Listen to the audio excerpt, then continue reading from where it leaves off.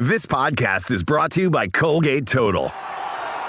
We take oral health as seriously as you take sports. That's why Colgate Total Active Prevention uses advanced technology to help prevent oral health problems like cavities and gingivitis before they start. It's clinically proven to provide 24-hour antibacterial protection with twice daily brushing after 4 weeks of use. So get a winning routine and prevent oral health problems before they start. Shop Colgate Total Active Prevention at a retailer near you.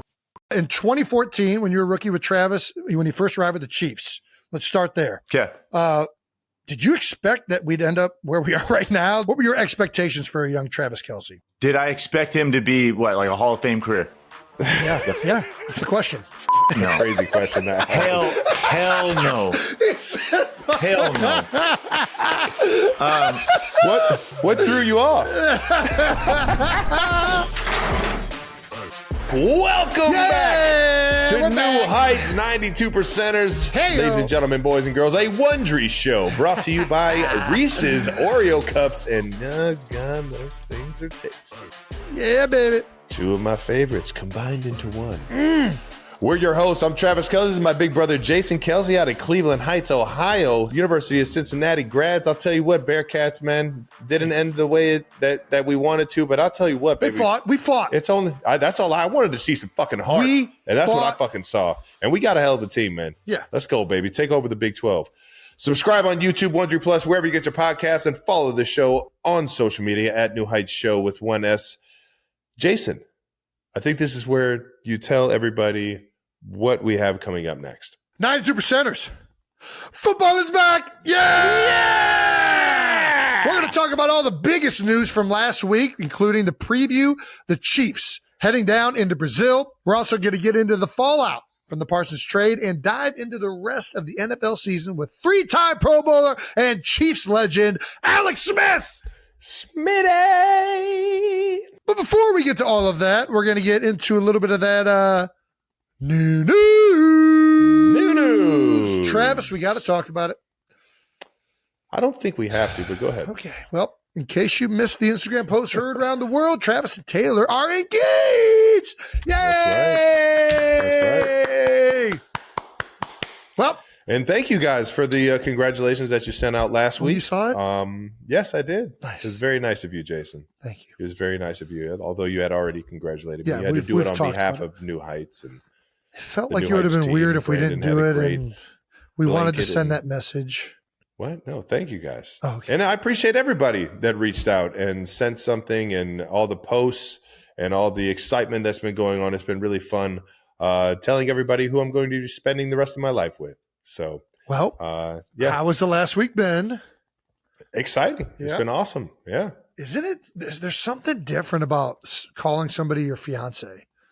Yeah. There's a comedian that has a whole bit about it, but I think they nailed it. Of talking about like it was John Mulaney, I think, is talking about girlfriend versus all of a sudden you're like, this is my fiance or my wife. There's something way more official to it.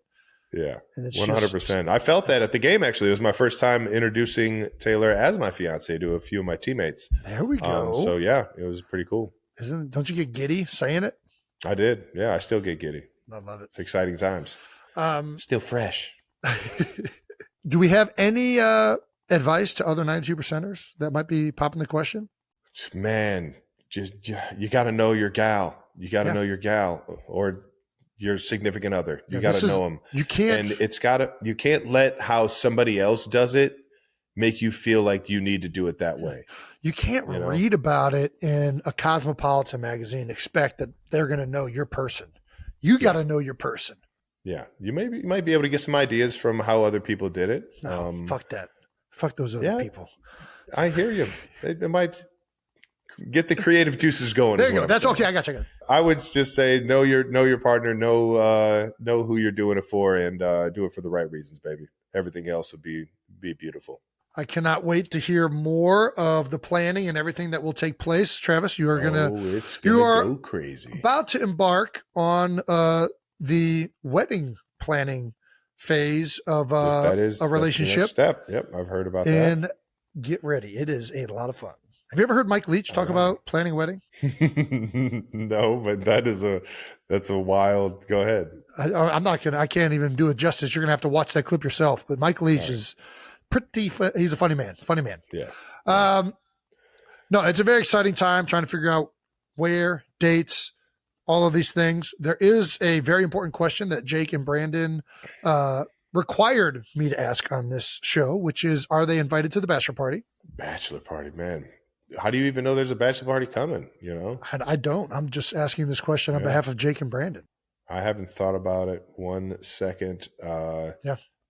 So this is a good way to defer. Yeah. Well done. So, but I invite you guys everywhere. Yeah. So, are they invited to the wedding at least? Well, we're gonna see. We're gonna see how it all shakes out, because I don't want to put them at a table that they wouldn't mesh with. Well, let's segue here. Invite them at all. Let's segue here.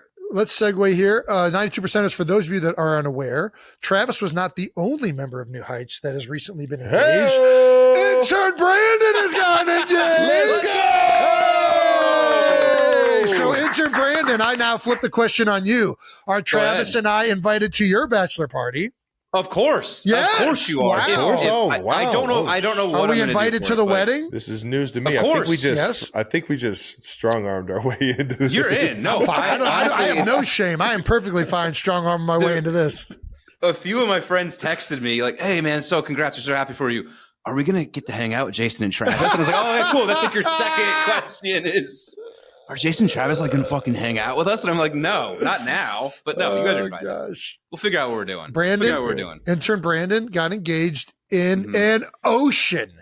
I did. Truly fantastic. Can we put that photo up? My little head bobbing in the water like this, and the ring is floating in there. Yeah, it's a great photo. Travis did it on land, which is much safer. Land I did mammal. it in the middle of the ocean. Land mammal. I got warned. Brandon went aquatic. I went aquatic, and I once thought I would do it on water, but you did it. He didn't do it on water. He did it in water. holding the ring while kicking your little feet, trying to fight the current. Terrible idea. Don't recommend it. That's my advice. People popping the question. Showed heart. Listen, that's the most athletic thing I've ever done in my life. Brandon, I'm sure you have had a lot of people reach out and say not as many as I think Travis had, but yeah. Travis has had so many that I've had people reach out, and that's been one of the more fun things is hearing from coaches and former friends of ours like, "Hey, can you tell Travis congratulations?" Nice, man. Sure, absolutely, we'll do. Yeah, it's been so much fun hearing from everybody, seeing the internet go crazy. Yeah. Cleveland Twitter page, the City of Cleveland at City of Cleveland, put up their local man and his new fiance stun in engagement pictures. I thought that was absolutely that's a hilarious. great local man is a great way to go. That's so good. We also got a great tweet from Awful announcing NFL podcast host announces engagement to recent guest. It's accurate. Nice. Yeah. Speaking of announcements, episode was pretty good. Speaking of announcements, congratulations again, Trav. Very happy for you and Tay, and can't wait to see what the future holds for both of you. Now we can transition to announcing another thing, which is the New Heights tailgate in KC. Ooh, that's right. September 14th, starting at 11 a.m., the New Heights tailgate, sponsored by Audible, is coming to KC live in the Power and Light District. KC P&L, baby. Ultimate New Heights fan experience with food, of course, barbecue, tons of contests and New Heights merch giveaways, a photo booth to take your game day photos, DJ to keep the vibe going, cornhole. Who doesn't like putting a sack in some cornholes?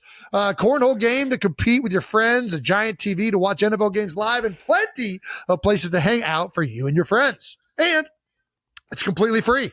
Free for all fans because we appreciate you guys so much. And we want to have a kick-ass time, and typically that more the merrier. So you don't need to sign up. You just show up. Capacity will be limited to first come, first serve basis. Let's go, baby! Walnut Street between 13th and 14th, just outside of KC Live in the Power and Light District of Kansas City. Next week for the Kansas City Chiefs, Philadelphia Eagles game. It's going to be a barn burner. Oh, yeah. Little Super Bowl rematch. Come on, baby. Yeah. Come on, baby. We won't get too far ahead. Just want to let you guys know. We're on this week. Just want to let you guys know that's what we got coming up. And make sure you show up and show out, baby. KC always shows up. KC P&L is always a good-ass time, man. I've never had a bad time there. And sure enough, New Heights is bringing it. That wraps up new news. Let's get to Out of the House, Travis. Out of the House is brought to you by Gillette, the best a man can get. I see you stroking the beard. You feeling them grays coming back in? It's coming. Thank God. Yeah, I see him. My wisdom is coming back by the day. You lost it for a second. Out of the house, the Kelseys hit up Arrowhead for the Cincinnati-Nebraska games. Shout out to Nebraska, but shout out to UC, man. No doubt. Nebraska played a hell of a game. Went down to the wire. Cincy showed all the heart in the world, baby, and showed that we got some ball players, man. We got some ball players, and we can make some plays with the game on the line. We got one play that we can learn from, and it's early on in the season. Can't let that game or that play define us.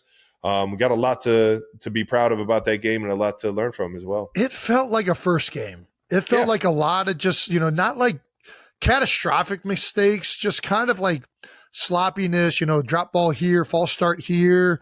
Like we had 35 yards passing, I think, up into the fourth quarter. But it didn't feel like Sorsby was playing that bad. Like he threw some really good fade balls, and I don't know. It just was one of those. And hats off to Nebraska. Nebraska played a great game. They controlled the ball. I think they had 35 minutes or something like that, close to 40 minutes of time of possession. We just didn't stay on the field as an offense. We kind of got behind the sticks. We'd run the ball really well, then all of a sudden getting like a 3rd and long, and we had the turnover before half, and then obviously the turnover at the end of the game when we were going down to tie or win it. But I'm with you. I came away like Cincinnati has something to him this year. Sorsby, I like him. I know it wasn't his, probably he'd take back that last throw and maybe some other ones, but I liked him as a player in the game. I think they got the running game looked great. Walker, number 3, he was giving this little, putting that foot in the ground, making some guys miss. Sorsby doing it with his legs. Showed that he's a gamer. He's like, listen, I'm going to find a way. I'm excited about Cincinnati the rest of the way. I think they'll clean up a lot of these mistakes they had in this game. I also think Nebraska is probably a good team this year. So I think Cincy's going to do well in the Big 12. I'm looking forward to watching them the rest of the way. You know it, baby. And I got to give this shout out. My guy, Terry Braden, man, he's defensive line coach over there in Nebraska. Yeah. He had been in Kansas City just about my whole career, man. One of my favorite guys of all time. That's awesome.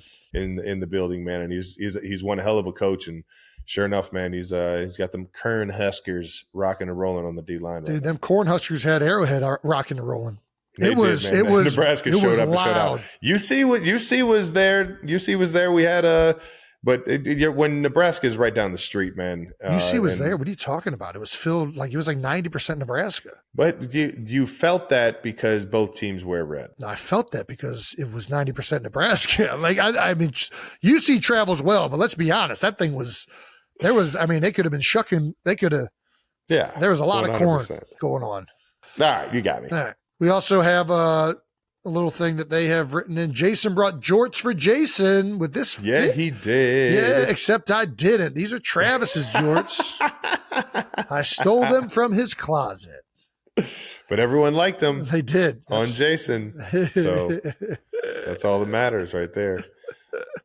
But that was, I did go on bussing afterwards with Will and Taylor. Oh, yeah. We love those dudes. Pissed I didn't get a beer with them at the game, but. Trav had already been on, and I had never been on there. I also told the story of us drinking non-alcoholic beers, which I don't think listen, if you're into non-alcoholic, it's just so weird when you think you've been doing something for the last hour and a half, 2 hours, and then all of a sudden you realize that it hasn't been happening, and you just feel deceived. So how could I be so naive to not even check what that was? But I think it was a crazy realization because I was the first one that caught it.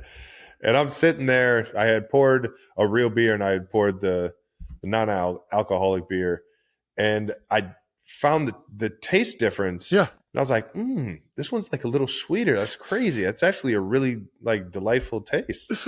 And I looked at the can. I'm like, oh, let me see what's zero. Because all I read at first was zero something. Yeah. Like it had zero in bold letters. And I'm thinking, I just saw beer and I just assumed it was beer. But I saw zero, and I'm like, zero. What kind of this? Is like 0 calories, 0 sugar? I'm like, in my head, I'm like, that's be the first 0-calorie beer I've ever heard of. I saw a bunch of people comment like, how did you not know, like, you weren't buzzing? Like, I was drinking before I got in the suite. Like, it wasn't like I showed up sober. I did. I showed up sober. Right, and I was sober going into the second half, and I was just like, what the fuck is... I was drinking all morning at the golf course. Let me drink 2 and get to where I need to be right now. Yeah. Knowing how that first half just ended. Yeah. Either way, absolutely hilarious. I told Jay we started dying laughing, and then she made sure to tell you. Then I'm back there. I had just gotten another beer. one out of the fridge, like, delicious. Oh, gosh. What? Yeah. What? 0 alcohol. It was an electric experience. Arrowhead, fantastic job creating that environment.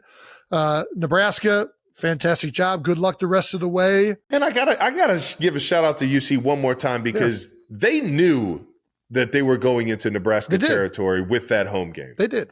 They knew that that stadium was going to be mostly Nebraska. Mm-hmm. So they took a home game, went to their territory, put up a fight, baby.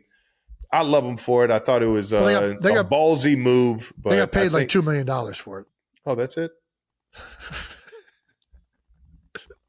All right. Did you watch any other college football this weekend? I watched a whole lot of college football. And Nice. One of the most touching moments of this past weekend was seeing Lee Corso. No doubt. Yeah. Hanging up, man. Just give it one time. One time for Lee, man. I can't tell you how much of me is like, I fucking love that guy. Yeah. Never met him once, but I fucking love that guy. How he drove the love for college football, for football in general. Yeah. Man, I can't thank him enough for his efforts, for wanting to make it fun, for making it seem so effortless to enjoy this game.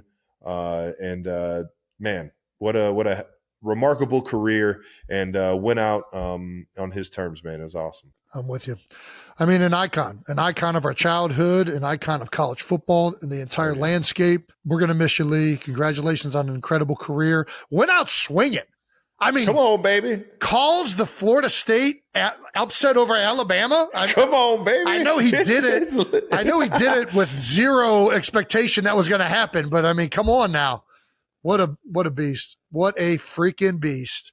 Baby. All right. Once again, that was Out of the House, brought to you by Gillette. The best a man can get.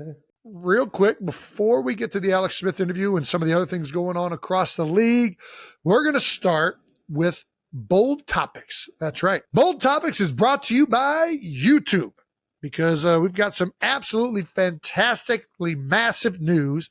This Friday's Chiefs-Chargers game is making history. It's being offered completely free around the world for everyone. That's fucking crazy.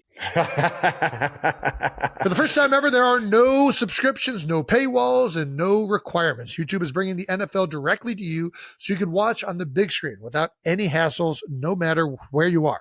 So here's our suggestion. Cancel your Friday plans, gather your friends and family, and celebrate NFL kickoff weekend the right way. And let's watch some. I mean, what else are you going to be doing Friday night? You might as well watch the freaking Chiefs and Chargers go at it. I mean, high school football is back in action, but you can just watch. You can watch it on your phone, YouTube. That's a good point. You can go to the high school game and then just stream the game live. Stream the game live. We're doing them both. This is why YouTube. Dude, fucking. All right. Chiefs, Chargers in Brazil. Trav, how is this week different? Eagles traveled to Brazil last year. I remember a little bit of the talk, but what are you guys getting ready for? This is the most unique I think it's been in terms of traveling to a game. It's not like you're going to the other side of the world in terms of like time zones and stuff. We're only going two time zones away, but we're traveling half a day. Yeah. So it's an interesting. Typically, you would go to London and time it up to where you get in London or you get overseas in Europe, and you have a whole day in front of you, so you can sleep on the plane. You can, or at least try and get some sleep on the plane to take up the time of the flight. Yep. It's a whole thing right now of like trying to get there and get acclimated without losing the sleep schedule, keeping you in tune with, just the times you're waking up and the times you'll be at your peak in athleticism, throughout the day. So it's a bit of juggling that. I know the stadium's 2 hours away from the hotel. That'll be a unique experience, driving to the game for 2 hours, the old college football way that we used to drive to Miami, even though that wasn't that far away. But we were a Delta hand, and we got to play it. Yeah. And it is what it is. I think it'll be rewarding if we go down there and find a way to win, knowing that this is such a unique schedule and unique experience. But I'd be lying if I said I wasn't excited to go down to Brazil, man. Dude, it's going to be electric. It is going to be so much fun, man. Yep. And the international games are always a fucking blast, getting to see new fans and how they react to big plays and just how they show up to the game, how they act during the game, whether I'm going to hear chants and stuff. I'm excited for all of this. Yeah. And it's going to be, I already know that the Brazil fans are going to go fucking nuts. And it's going to be a blast, man. Yep. And I think what you're kind of alluding to is like there's no time zone changes, so you can't like save time overnight and whatnot. Like you guys are going to lose a whole day Wednesday and just travel because it's a 12-hour flight and you're not gaining or losing. There's no way to manipulate it. Yeah. So you're just going to get up in the morning, fly down to Brazil, and get nothing in that day other than maybe some film on the plane or film when you land, right? Yeah. Yeah. So you got to be smart with your time, a little bit more strategic with your dude, get your Russell days. Wilson on. Start doing high knees in the aisle, make sure you're moving around. I don't know if I'll be doing that, but I got my Nintendo Switch 2. Nice. And I'm going to be Mario golfing and they got Mario Golf? Up. Oh yeah. Gosh. Get hip, cuz. I can't, dude. I'll be on it all day. I just know it. I got to stay out of it. You have kids, I got to stay out of it. All right, let's move on. It went to have on a international division game. Is it weird to have an international division game? I mean, this would be my second one. We played the Chargers in Mexico City. That's right. We only had one game international. It was London. I wish we would have been able to play more when I was there. I like the international games personally. It's a blast. This would be my fifth country I've played in. Fifth country. It'll be your second continent, right? Europe and South America. Well, third continent, I guess North America, Europe, South America. You're just missing Africa, Asia, Australia, and Antarctica. Yep. So NFL, we got to keep expanding. Yeah, we got to keep going. We got to keep going, boys. Australia's coming. That one is not far off. No, the Aussies definitely love some football. They love some competition, baby. This counts as a home game for the Chargers. Sucks to suck. Do you expect more Chiefs or Chargers fans? I'm not sure. I don't want to say I was caught off guard, but there were more Chargers fans, I felt like, in Mexico City than there were at the game in Los Angeles. I mean, so I'm not sure if because they're closer to the border. Yeah, their original team, San Diego, was so close to the border that they had a bunch of fans built up from that. But I don't know how far down south, like into South America, their fan base goes, but I'm pretty sure they wouldn't have scheduled this if there wasn't a lot of fans for both teams. We'll find out. Other Chiefs have been weighing in on the topic in the trip to Brazil. Mackenzie Nelson, everything Xavier Worthy knows about Brazil, he says, comes from the Fast and Furious movie. One way to do your research, Xavier. Okay, Alex. One way. Nice. I have to watch that on the plane. Pat let us know he had to explain to Travis how a globe works. First of all, uncalled for, Pat. I think more than anything, it was just explaining to some guys how far the trip was. Some guys didn't understand how far the travel was. Travis, even though he just was down there last year. So I was just explaining to him how the globe works. Very uncalled for. Had no idea that Buenos Aires and Sao Paulo were that close. Yeah. I knew Brazil was down there. I didn't realize it was that far down there. Argentina and Brazil are heated rivals, just so you know. Yes. Yeah. Just hadn't put those two together. Yeah. Well, actual football preview. The Chargers are in year 2 of the Jim Harbaugh experience in Los Angeles. Yeah, what are the staples of a Jim Harbaugh coach team? I mean, freaking, they're tough. Tough as nails. They got heart. They're gonna play all 4 quarters and every single phase you're going to get a well-disciplined football team. It's like your NFL. It's like your football's football team. It's going to be a lot of 12, 21 personnel. They're going to establish a run game, line up play actions off of it. They're always physical teams on offense and defense. It's an old school mentality that Jim Harbaugh's teams bring to the game, and it's refreshing in a lot of regards. And I can't wait to see what year 2 looks like for the Chargers. I really can. I mean, I hope they lose this first game, obviously, but I'm optimistic about how they do from here on out. I like that the NFL is doing this with week 1 opening games with divisional matchups. You got the Eagles versus Cowboys. We're going to get to that one in a second to start the season off. You guys in the Chargers. I'm going and doing the Monday night countdown with Bears, Vikings. There's just a lot of good games in this week 1. I can't wait to watch the games this weekend. It's going to be so much fun. We got some key matchups potentially. We got Josh Simmons, hell of a rookie debut. He's got Khalil Mack, one of the best pass rushers over the last decade in the NFL. It's definitely a hell of a welcome to the NFL moment for the young buck. Chargers have added Najee Harris and Mekhi Becton. Although I don't know if Mekhi has practiced yet. I think he's been. Yeah, I think both of them have kind of been up in question, but maybe Najee has got the thumbs up as of late. But either way, if they don't play this game, they'll definitely contribute to that team. Both great players. And it looks like that Harris will split reps with rookie Omarion Hampton. So, yeah, getting him kind of slowly back incorporated into the offense, I guess. Chargers left tackle Rashawn Slater, unfortunately, is out for the season, man. The worst kind of news you ever want to come across. Such a great player, man. And, I mean, as much as, that team is going to run the ball this year, having a healthy O-line is a huge component, especially early, man. You just hate to see that for such a great player, man. Absolutely. He's been, I mean, even from his rookie year, he's been one of the better tackles in the league. He's a blast to watch, and hopefully the big guy can come back even stronger. We got, they aren't the only ones missing a star player, though. Rashee Rice will officially start his suspension this week. He will be out for the first 6 games. And, I think everybody in KC is looking forward to seeing him back out on the field. Opens up a lot, but, listen, this is what you're going to have to deal with, right, Trev? Yeah, and I think the biggest thing is that, I don't want to say we saw it coming, but we've had to prepare for this, right. Knowing that there's going to be some amount of games that he's going to end up missing. And Rashee knows that. And, he's going to attack these weeks and make sure that he's ready for when he's allowed back in the building. And you know what? I think it's going to create, that much more love and that much more fight out of him. I think he's got a lot to prove still in this league. And I think I saw a certain type of work ethic and attention to detail that, he's taking it up a notch when he's out there in practice. So I can't wait to get that guy back in the building, but we're going to have to hold it down without him down in Brazil, man. Yeah. Trav, have you guys brought up any keys to the game? What do you think? Of course we have. There's a bunch of them. Let me guess. I'm not telling you guys any of our keys. I'm just gonna guess. Don't turn the ball over. That's a huge one. Which I love the keys. I always love going in the keys of the game.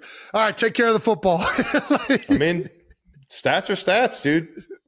Over the last 4 years, the amount of fumbles in the first week, especially the first week, it's insane. Yeah, amount of fumbles and amount of missed tackles. It's through the fucking roof. It's always crazy. It's always the same.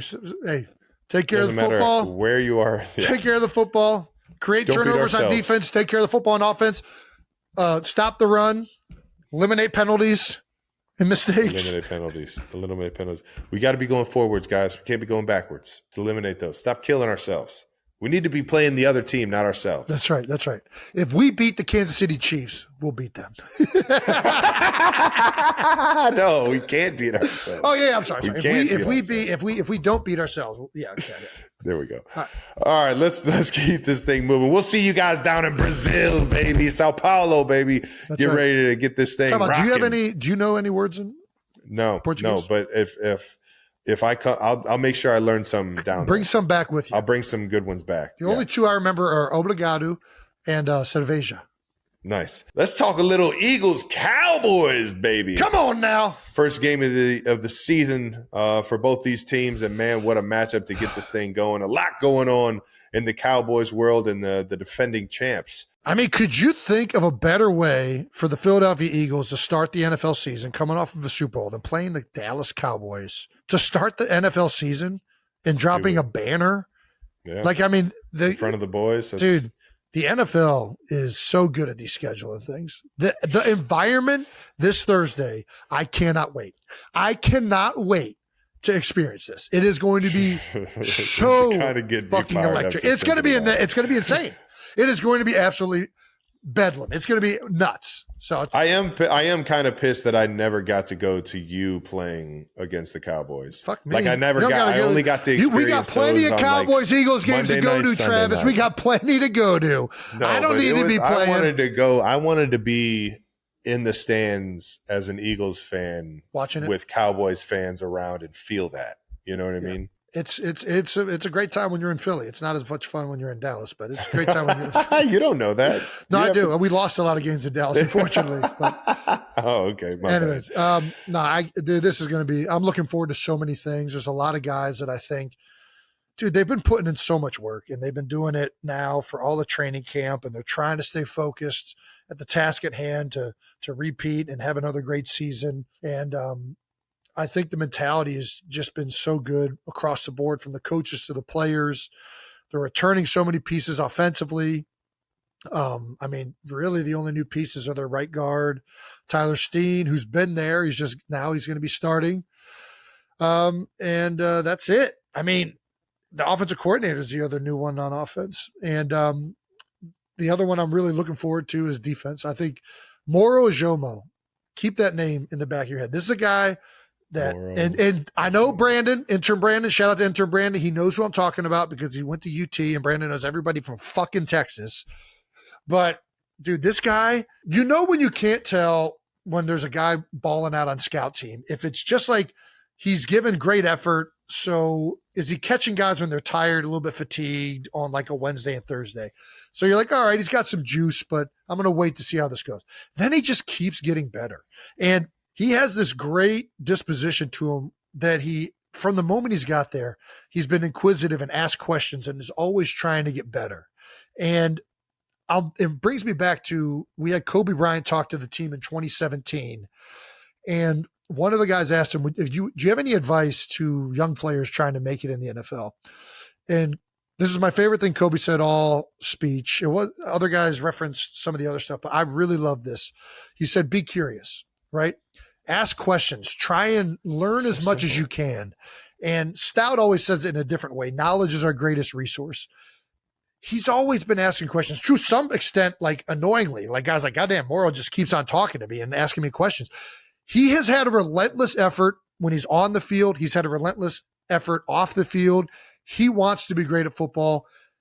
I think he's going to have a really good year for Philadelphia. I'm putting it out there. He's playing alongside Jalen Carter, who's going to get a lot of attention because he's one of the best defensive tackles, if not the best in the NFL. Yep. And I think it's going to be, I'm looking forward to seeing him play. And I'm looking forward to seeing, I'm just looking forward to being back at the link and watching the Eagles line it up again. A lot of guys going into their second year, especially on defense, or second or third year. And we're seeing, like, are they going to be able to keep up? Are they going to be able to do it again? Vic Fangio. I don't know, man. I'm just really excited to watch this first game. I mean, it's going to be fucking absolutely insane of an atmosphere. Hopefully the game resembles that, knowing everything that the Cowboys have going on with the first year coach and, getting their star defensive player traded a week before the season starts. They got a lot of noise. But the banner, I want to talk a little bit about the banner time, the banner games, man. I've been a part of them where somebody else was raising a banner, and I've been a part of them when I've been raising a banner. You've been a part of them definitely when you've raised a banner. Have you ever been the team going into I don't think so. The stadium? No. Well, I was in a banner game not for winning a Super Bowl, but we played in New England when they retired Tom Brady's jersey. Ooh. Which was arguably bigger than a banner game. Big time. It was a big time environment. They almost won the game too. That's what I'm saying, man. It can go both ways. But at the same time, Coach Sirianni said that the Eagles will not be on the field for the banner drop. You beat me to it too. They've been. I think they're handling it the right way, and I think 100%. You can't be out there. You got a game. That's last year. Yeah, it's last year. They've all turned the page, and you have to focus on this year. But the banner isn't for them. It's for the motherfucking fans, and they're going to be going absolutely crazy. And that's why I'm excited about it, because I'm not playing anymore. I could be excited about a fucking banner and watching the Cowboys. Like I don't have to worry about being in the moment in this season. But they're handling it the right way. I think Cam Jurgens said something similarly this week about, not giving a damn about a banner. They're all focused on this season and moving on from last year. Give a damn about the next banner. You know what I'm saying? That's right. Dude, this reminds me, talking about banner games, I went to one of the most legendary days in Cleveland sports history. I got to literally be the biggest kid in the entire world. What's that? I went to the Cleveland Cavaliers banner game after they won the NBA championship. Yeah. And that same day, go to a Cleveland World Series game. Holy cow. It's a hell of a day. And I took Dad, and it was fucking electric. Yeah. Yeah. And I, as a little kid standing in Gund Arena, knowing that I'm about to go and take my dad to the World Series after this, dude, it was insane. That's all I have for you. I just wanted to make sure you knew that I did that. Well, I'm happy that you did it and didn't invite me, you fucking asshole. That sounds like a great time. Yeah, that was another thing. It was during the season, so you were probably playing football, and I was on my bye week. Interesting. All right, so what are your keys to the game? Take care of the football. Don't eliminate mistakes. No penalties. We can't beat ourselves. Yeah. Yeah. But seriously, hold on to the football. All right, here we go, boys. That wraps up Bold Topics. Brought to you by YouTube. Hey. Let's do it. Jason, do the honors, please. Ladies and gentlemen, please welcome 3-time Pro Bowler from Helix High School. He was the first pick in the 2005 NFL Draft, the 2020 NFL Comeback Player of the Year, the quarterback who threw Travis his first ever NFL touchdown. Woo! Please welcome Mr. Alex Smith, baby! Let's go! Smitty! Thank you, Jason. Thank you. Let's go, Appreciate man. That. A little wide shallow cross down in Miami? You kidding me? Was that I've the first one? I've never been introed with that accolade before as the first person to throw you a touchdown. And it actually is not a bad accolade, man. I'll take it. I'll take it. I've been called worse. For sure. All right. Well, let's get into it. In 2014, when you were a rookie with Travis, when he first arrived with the Chiefs, let's start there. Okay. Did you expect that we'd end up where we are right now? What were your expectations for a young Travis Kelce? Did I expect him to be like a Hall of Fame career? Yeah. That's the question. Fuck no. Crazy question. Hell no. Hell no. What threw you off? Well, obviously, there's not many guys you come in and you have that expectation. That you think that right away. Well, especially as third round pick, right? Yeah. Mm-hmm. And First pick of third round. there's no third round picks that come in and you're like, this guy's going to be the greatest the greatest tight end ever. No, it just, and there were some question marks about Trav and his professionalism, coming in that were understood in the building. Yeah. Dude, but no, this is the crazy thing. When you think about, I'm sure everybody looks at Trav's career and is like, oh, look, it was just so great and destined. He didn't even play his rookie year.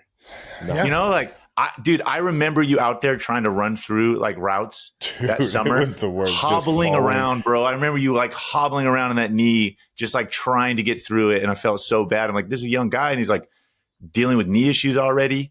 No, there were huge question marks, Jason. I think there was a ton of positivity in the building.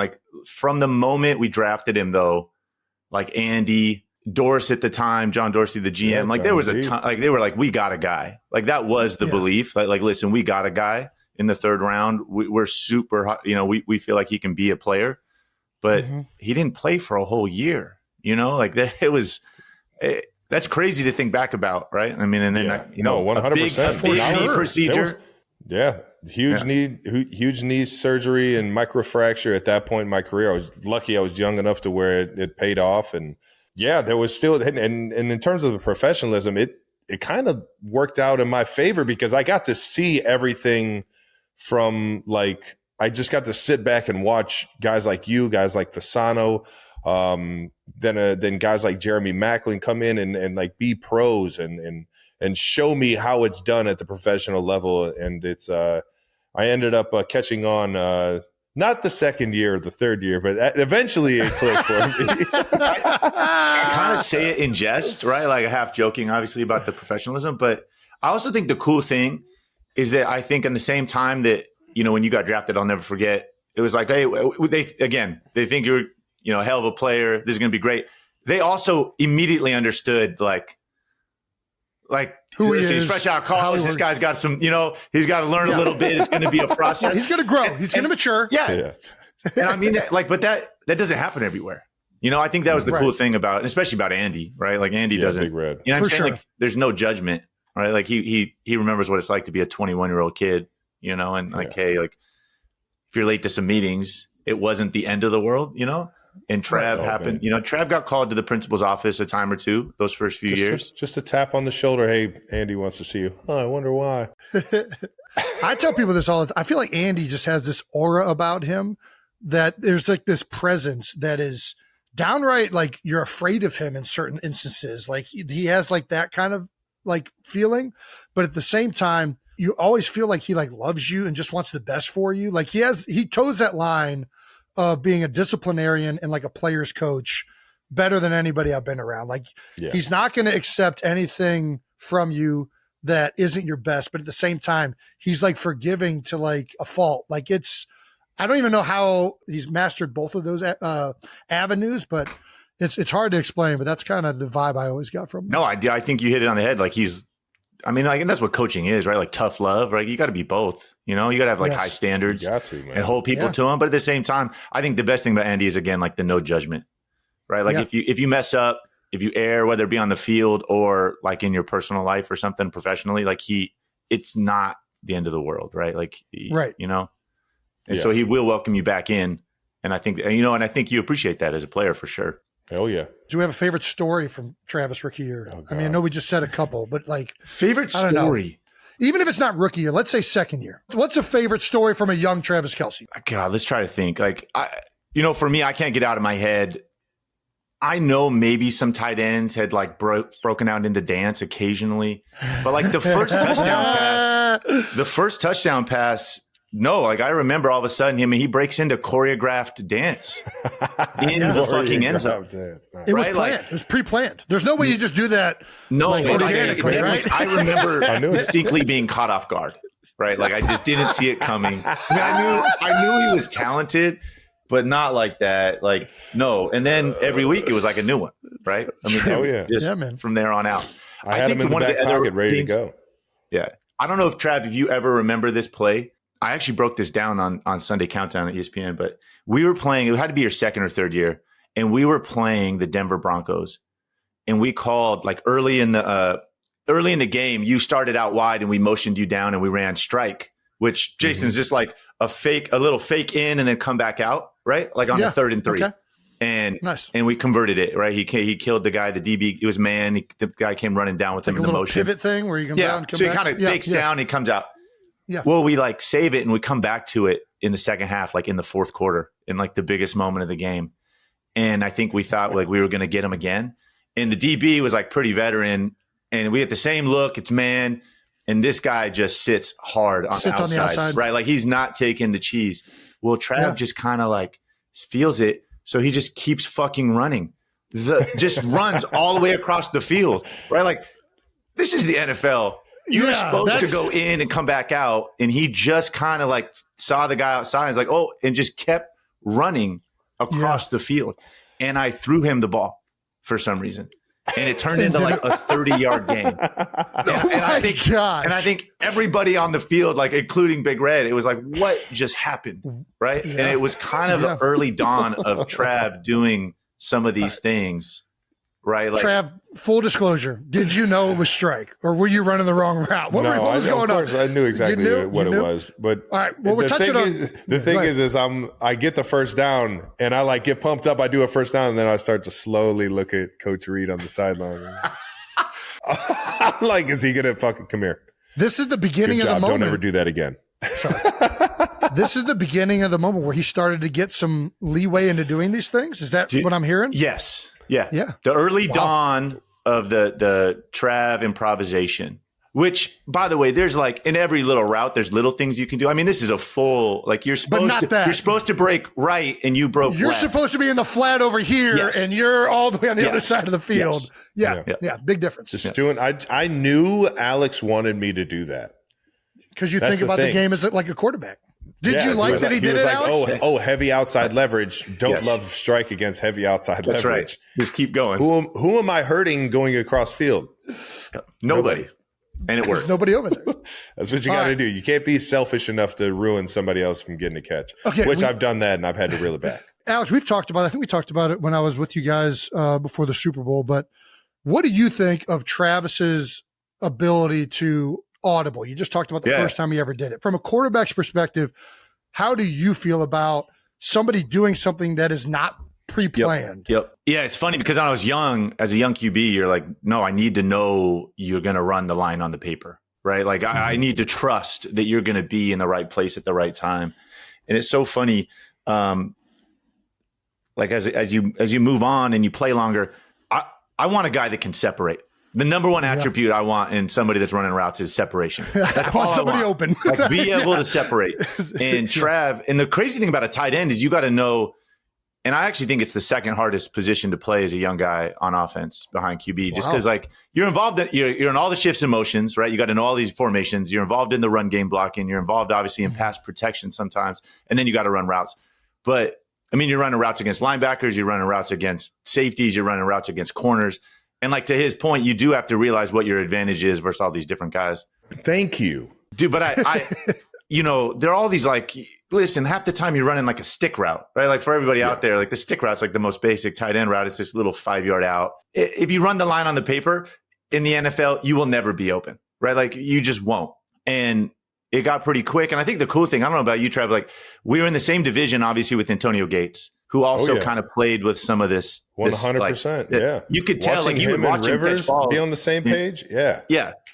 But the routes you would watch it on film, you're like, that's definitely not what that looks like in the playbook, right? Like he put a little sauce on it. He put a little wiggle on it. He ran it at like 1 yard, not 5 yards, and so I think pretty quick you got to the point with Trav that it was like, it's working. Right. And dude, and I will never forget. I don't know if I told you this. This was later. This is probably like your fourth year. We were struggling on offense. Maybe it was when we started 1-5, to be honest. Do you remember when we started 1-5? And we were not playing good on offense. And I'll never forget Nagy called me in Monday after the game. We had just lost, I think, the 5th game. Everything's looking bleak. And we watched every pass play on offense. And I'll never forget, like kind of like looking for some tendencies, like what can we do better? What are we missing? And the number one takeaway from the meeting was Travis doesn't always run like the route like it's supposed to be, but he's always open. Right. And like the number one takeaway from this offensive meeting was like, hey, when in doubt, we should probably just find this guy. Right. Because he'd be like running a corner route and you're like, it's not supposed to be open versus this look. But he would he would run like a 7-yard out route instead. And it was like, well, he was open. Right. Like everything kind of had a twist. He could just he wasn't just going to run and get covered. It was nice. No. And so to that point, like once you trusted that and you developed that relationship, it was like, no, Travis is going to get open for me. Travis is going to work. Right. Like, and there's a maturity and there's a lot of guts in some of that, like as a route runner to do some of that. But we were talking, we're kind of throwing a little bit of like, not shade, but kind of poking fun at Travis a little bit for being a little bit immature and kind of being a happy-go-lucky free spirit. Who, me? But I think that directly plays into like, you got to be a free spirit to just all of a sudden whip this out in the middle of a game. Like And anybody that's analytical, reading the playbook and showing up on time to meetings is not doing this. They're not taking a strike route and going all the way across the field. No way. You're totally right. You know what it is, though, is that the strike route actually comes off of another route. It's like the complementary route to flanker drive. So it's like, in my mind, it's like that's the – those two go hand in hand with each other. It has evolved since then to understand what else is around you and, like, to understand, like, I don't know, what the quarterback's seeing versus certain coverages, where the coverages are weak, and where the holes are in the defense and things like that. But it 100% was the luckiest instinctual decision I made that really paid off because it, like Alex said, it started to like kind of unravel into, in practice, I'll just try it in practice. And if it doesn't work in practice, then I won't put that on the quarterback in the game. You know, I'll try my hardest not to, like, I don't know, catch him off guard. And it's just, it just turned into like, well, just be definitive. Professor Trav here dropping knowledge. Dude, the other thing, I don't know if you remember this, to that same point, like if you were running a shallow cross, right? Like for everybody out there, again, you're just running across the field as fast as you can. Right. But like if there was a corner running on you, you constantly would like, you would do what you did in that tape. You would like dead leg him and try to like. Oh yeah, no, I'm fucking with him until. Like, and again, none of that was on the route. Like none of that was installed. And again, it was like your way of like, listen, I got to win some way, right? Like I got to separate and get open. Yeah. 100%, man. Well, 7-step timing, getting to understand the quarterback's progression and footwork. It's like it's like a timer going off in your head. Yeah. You know what I mean? And don't let it get to that third second. Like if I can feel that the quarterback's at the top of his drop and gets 2 hitches, I'm botching the route anyways because what we called isn't working, and he needs to get that fucking ball out. So I'm doing something else anyways. Oh shit. Let's rewind. We're all in Alex Smith, Kansas City era, Travis Kelce. Let's talk about Alex Smith, San Francisco era. Was there anybody else that operated like this in San Fran? What was your time in San Fran like? It took me a long time, Jason. Like I battled, being the number 1 pick and signing, like this was before the rookie wage scale. So I signed a massive contract, right? Like, yeah. And being a first-time professional and the number 1 pick and going to the San Francisco 49ers, right? I mean, it was like, I felt like I had to be like Joe Montana, Steve Young. I'm also the number 1 pick, so I got to be Peyton Manning and John Elway, and I got to be all those things right now, right? Like right now. And it was like I carried around so much weight as a young professional. Like I felt like I had to be perfect. And also, this is real, like it was real imposter syndrome, right? Like it was like, interesting. How long, Jason, until they find out that they made a mistake? Like, no way. Especially playing right away. And this was the crazy thing, Trav. Like I played week 3 my rookie year, and like there weren't a ton of, it wasn't until like a few years later, like I actually got to be around some veteran quarterbacks and actually see what it was like to be a NFL QB, like preparing Monday through Saturday, what it takes, just had no idea. So it was rough. It was rough. Sure. Dude, a lot of late nights by myself, just watching film and having no idea what I was doing. Trying to figure it out. No clue. That's tough. So, man, you go to Andy Reid. Yeah. Why was it so much more successful? Like the Chiefs, before you got there, we were just talking about this. They had a great defense, but they had not been successful really at all. So, what is it about Andy Reid and going there that all of a sudden you enjoyed? Probably, I think, safe to say, the best for sure. years of your career. Yes. Yeah. And then also as a team it flourished. Like, what is it about the system, the coach, all of it?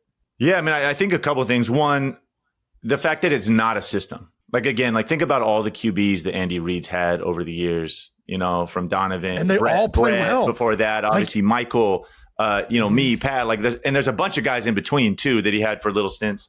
And guys that all have different strengths, very different strengths. And I think that's the beauty. Like, Andy doesn't run some, like, cookie-cutter playbook. Right. Like we're not running the stuff that you guys were running in Philly. Right. Like we're not running the stuff that they were running in Green Bay before that. Patrick's not running the stuff that I was running. Right. Like that just he's going to tailor it to your strengths. He's going to put you in a position to succeed. And then I think there's like I just talked obviously about, for me, my mentality at that point, again, it was like it was heavy when I was young. And then you get to Kansas City and there's like a lightness to Andy, right? Like, I mean, he, again, like I didn't feel like if I messed up, it was the end of the world, right? Like, and he constantly was like, let your personality show, be you, right? Like he constantly in the QB room, his favorite saying would be like, hey, when in doubt, go deep, right? Yeah. Like, I mean, you know, and I'm sure some of that he felt in me, but again, that's kind of the beauty of his coaching, right? Like it's not the same for everybody. Right, like he morphs it and changes and adapts to who he's got in front of him and what they need. Let's talk about a little Jim Harbaugh. Let's talk Harbaugh, man. I'm going down to Sao Paulo I'm going down to Sao Paulo to see him for the second time as a Charger. Obviously, we saw him a little bit as when he was in San Fran still before he went to Michigan. But I remember meeting Jim in San Fran when I was getting drafted, and the guy is just wired different, man. He eat, breathes, and sleeps football all day, every day. And, you know, that's what you want out of your head coach. But how are some of his like coaching methods different than Coach Reed's? Yeah, I mean, dude, both these guys, I mean, Jim definitely had a huge impact on my career. Huge impact. Like before he arrived here in San Fran, honestly, like I'm probably walking around with a bus label, you know, at this point. And he has me back. Signs me back. You know, he's coming from Stanford, but I mean, this is a guy that played 15 years at quarterback in the NFL. Oh, yeah. I mean, he definitely understands. Crazy part is he played for the Chargers, and I grew up in San Diego, so I remember watching him play as a kid. But you're dead on. Jim's different. Like he's like a real life Ted Lasso a little bit, right? Like he's like off the wall 100%. Saying, right? Like he'll quote you Shakespeare. You know, like he just has so much gratitude for football. To your point, like this guy loves football. Like, and like, I'm not just saying that. Like, I remember at times he told me his life aspirations were to play football as long as he could, then coach football as long as he could, and then die. Right? Like that, like life goals. Life goals figure it out, baby. That's a very simple man right there. Let's not overcomplicate this. And I'll never forget my first game again. I love it. You know, like here I am getting ready to play. Beautiful. I think you're being a bit dramatic, Coach.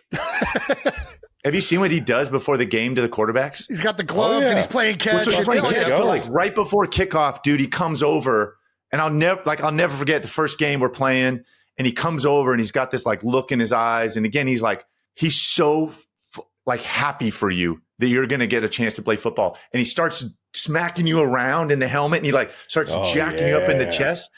And like I remember I could like just feel how much it was funny for me at this time, because I think I in some ways had taken it for granted, but like it wasn't going to last forever. And I remember like seeing that in his eyes, like how much he would give to play one more time.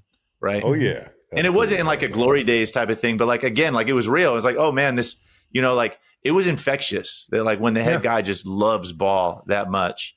And then for me, he just like, again, he took so much pressure off of playing quarterback, right? Like prior to that, I'd always felt like I had to stretch or do something special or like make a play. And with Jim, it was like, nah, man, just run the offense. Yeah. If it says to throw the flat, like if the read is to throw the flat, just throw the flat, right? Like I never felt like it was the first time in my career that I felt like I could just kind of be me, right? Like I didn't have to like do anything remarkable. Well, who are you taking? Chiefs, Chargers, Brazil, week 1. Chargers have made immediate impact with Jim. I mean, immediate. This is going to be a big one. Dude, I'll tell you what, like he'll always have a tough football team, right? They're always going to be well coached. It's the culture of how he coaches. Tough, you already know. Physical. And it's funny, these two coaches, two of my favorite like things about them are actually like pieces of attire that they wear. So I don't know if you guys have seen this. It was one of my favorite things when Jim came to San Fran, because he gifted every guy on the team these blue collar shirts. And so you would get your own blue collar shirt and it had your name on it. And he told this whole story of like, what is a blue collar shirt? And right, somebody in our life and someone in our family paved the way for us and worked one of these jobs. Right. And kind of, again, going back to this like gratitude of playing. Yeah. And then the night before every game, Big Red's wearing an Aloha shirt. Right. And it kind of just like sets the tone. It's kind of, you know, night before the game, he's got the Aloha shirt on. It kind of just like calms everything down a little bit. So we got the blue collar shirts versus the Aloha shirts, going at it in Sao Paulo. I love that blue collar shirt. I would get so fired up for a blue collar shirt with my name on it. And that whole, I can envision him giving this speech. I'm getting goosebumps thinking about this right now. Dude, we used to be wearing blue collar shirts and not suits. Suits to away games. We're working men. I'm not a businessman. Yes. Yes. Thank you. I hated wearing suits to games. I felt so like, again, it was like almost, it like personified the weight of like the professionalism, right? Again, when I was struggling with it, and I could just put on my blue collar shirt and a hat, go to work, man. That's all I needed. Let's go. Bring the lunch pail. Well, you actually want a prediction for this game? No, you're good. Yeah. I don't even know why I said that. That's fine.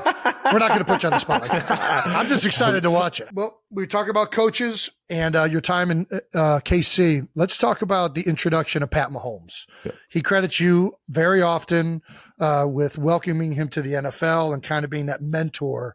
What was that relationship like for you right away?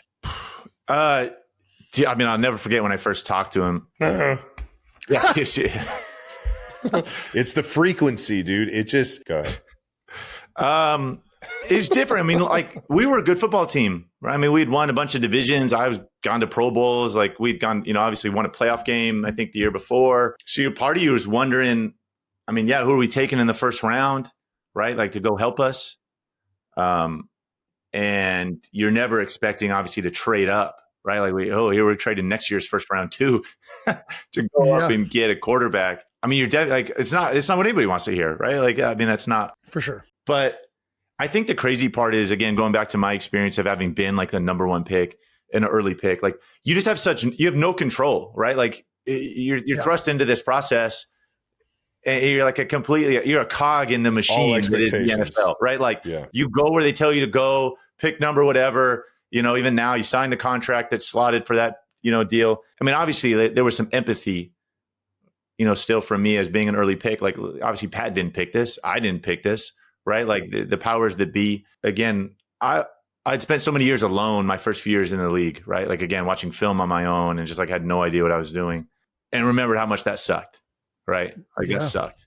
And so to fast forward to when we drafted him, also within that too, right? Like I had spent early part of my year kind of distracted myself, right? Like I mentioned like the imposter syndrome and like the self-doubt and like, was I good enough? And dude, I would be ready. I'd be going out there to play and my mind would be like, oh, what if I throw a pick? What are they going to write about me in the paper tomorrow? Like, God, what if they start booing me? Right. Like I had distracted myself with like my own internal dialogue and like doubt. And like, I was determined when I got to Kansas City, like I will never be, I'm not going to be distracted anymore. Right. Yeah. And so even once we drafted Pat too, there was almost like this great challenge. Like, everybody pitting us against each other. Am I going to look over my shoulder and be distracted?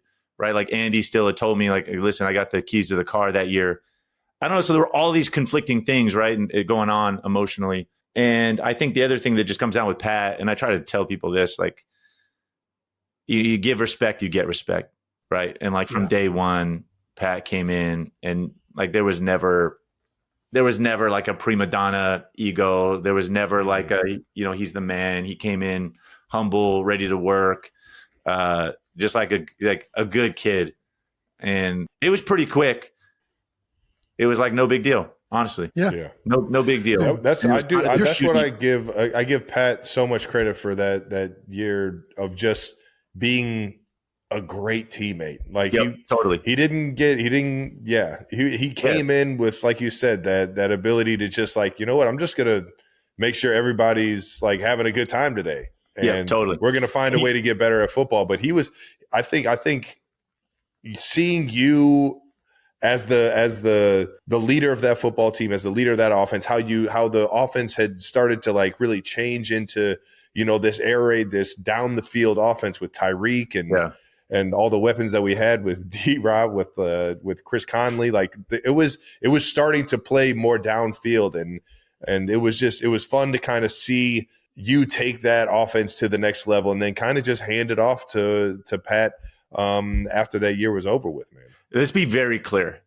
Like first off, I get way too much credit in the Pat development story. Like way too much credit. We need more credit. We need more credit here.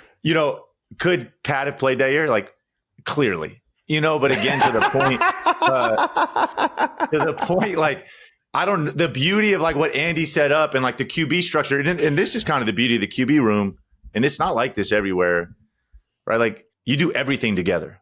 You eat together, you lift together, you rehab together, you watch film together, you obviously practice together. And like come season, I mean, I'm spending more time with the QBs than I am with my family, right? Given weeks. And so it was a cool way. Like Pat, like I was in year 13 at that point, right? Like I had 3 kids. Like I had the week down to the minute of what I needed to get done on a given day to prepare to play well on Sunday. And so the cool thing is like Pat for a year got an up close look, right? Like how I did it.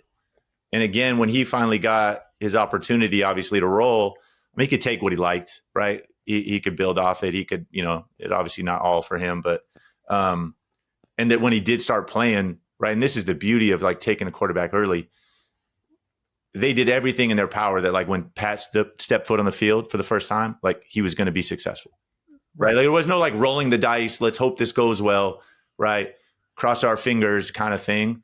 And I mean, obviously it's rare in the NFL. There's only a couple organizations that have done it like this. And, dude, it drives me crazy. And watching high draft value, and then I see like a defensive head coach being selected. I'm like, are we not trying to put this guy like in the best position to be successful? Like, I get a veteran quarterback that's been around. Like, let's get a defensive guy. Let's get this guy a defense. But like a young player, like we just put so much stock and value into this position.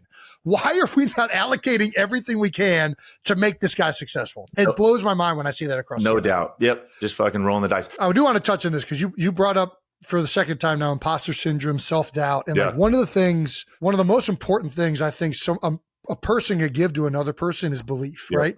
And mainly like a belief in yourself. And like all of us remember those individuals that were around. You mentioned Jim Harbaugh and how he made you feel gratitude towards the game. And like, I think I remember the coaches, Jeff Stoutland, Howard Mudd, like Paul Longo, all these guys where when I had self-doubt in my career, these guys were there to reaffirm me and like make sure that I knew how good I could be and how good I had the potential to become. So I had to mention that because I always get fired up hearing about like every player goes through that. Any player that says they don't go through it is full of crap. Yeah. And it's because you're surrounded with great people, great teammates, great coaches that you end up coming out of that. So I'm going to transition to this. There's a lot of rookie quarterbacks from last year that are coming up on their second year this season. Who does Alex Smith have belief is going to take that next step forward? Who's going to be the best of the bunch to kind of have breakout seasons? I think this rookie, the rookie class from last year, to be clear, that's the second year group going in this year, I think is going to go down as one of the greatest QB classes of all time. Oh, wow. Maybe the best of all time. I think it has a chance. I mean, we just saw literally Jaden Daniels. It is the greatest rookie season, I think, in all of American sports. It was electric. It was very electric. I mean, unbelievable. Bo Nix, I mean, you saw it live. Dude, Chad, Bo Nix is a baller, man. A baller, right? He's the 6th guy taken. I mean, think about that. It's crazy. There's a few guys on that note that I'm really excited about. I'm excited for Caleb. Again, another number 1 pick. Like getting Ben Johnson. I love the Ben Johnson hire. Like I think you're going to. Yep. I see a side of Caleb this year. I think he's going to flourish in it. I think they needed, again, the next several years, he'll get to play in this system that is so good. And I think he's really going to take off. They got a bunch of weapons. That division's a monster. That division is a monster, though. It is. That's the problem. By the way, so is yours, Trav. Yeah. No, I'm very aware. Very aware. You get a bunch of legendary coaches and throw them in a division. You're going to get some competition in there, man. I don't know if I told you this. Do you know it's the winningest division in NFL history when it comes to head coaches' records? Dude, the AFC West. I heard that. That's history. A crazy stat. History. That is crazy. Anyway, here we go, boys. Buckle up. Dude, but I think Caleb's going to have a great year. Dude, I mean, the guy we haven't seen is J.J. McCarthy, right? Right. I mean, playing for Kevin O'Connell, who I was lucky enough to, another San Diego guy I go way back to high school with. I played for him. He's one of the best QB minds, I think, in the game. And then think about who he's throwing to, right? You got Jetta, you got Jordan Addison, TJ Hawkinson. Right. I mean, they got a lot of weapons there. I think he's going to have a big year. And then Drake May. I like Drake May a lot. Like I think I'm basically naming all of them. So I get that. But Dre, I think New England, I love Vrabel getting hired. Josh McDaniels coming back as the OC. I think he's also unbelievable offensive mind. Like, I really do. I love all these guys. I didn't even mention Penix, who might have the best supporting cast from weapons, standpoint. Yeah, like, I just think guys everywhere. I love it. I think all these guys are going to take steps this year. Awesome. All right. Well, what about? Is that just the worst answer ever? I just named all of them. No, I mean, first of all, it just got me fired up for football. Yeah. I'm going to the Chicago Bears game for Monday night. I can't wait to watch Caleb Williams and freaking JJ McCarthy go at each other. I mean, that's going to be a blast. So, all right, what do we got? What about the rookies this year? Yeah. I mean, it's funny. It's slim pickings, and this always happens, right? Like after a big year, the next year, of course. I mean, you got all eyes are going to be on Cam, right? Number one pick. Sure. I think he, by all accounts, was the consensus guy there, right? Like that was the most ready. The thing I like about him so much is like he's a gamer, man. Like the craftiness, like he's so he's like the opposite of what I look like as a rookie. Like I was so stiff and like like this guy's played a lot of football, right? He's played at 3 colleges. He's played in multiple systems. He knows what he does well. He's got a great skill set, does a little bit of everything. I think he's going to play good. And then we'll see if any of these other young guys even play. Jackson Dart may not play. So I like, again, Cam's the guy we're all going to be watching, in my opinion. All right. Fair enough. We had some crazy news break last week in the NFL. Micah Parsons finally got traded. Yeah. There was a lot of debate on whether they were going to get a contract done, and then it just became war between him and the owner.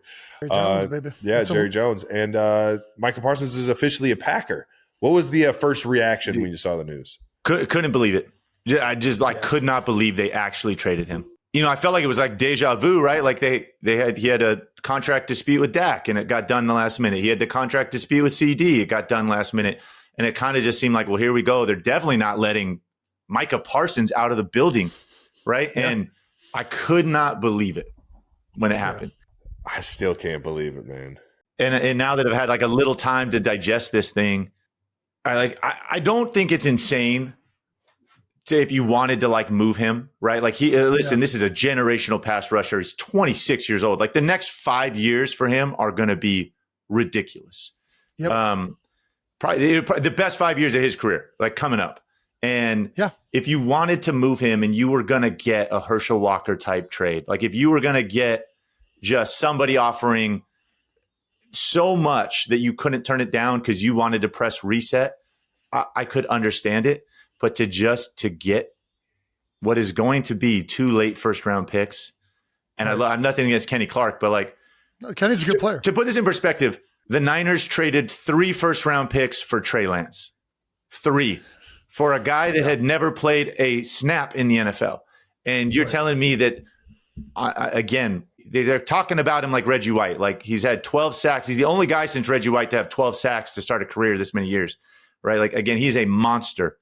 Even when he doesn't, even when he, and you guys know this, right? Like, even if he doesn't get the sacks, the pain he is to game plan for, like when you come in on, 100%. Wednesday morning, the giant circle that's around Micah Parsons is like, we cannot let this guy cost us the game. We are going to do, the run game's going to revolve around where he is. The pass game's going to revolve around where he is. We're going to chip him and double team. Hey, Trav, you're always going to be lining up where he is to try to give an extra gap for the tackle. Like, you just you bend over backwards for this guy just to like try to take him away, Yep.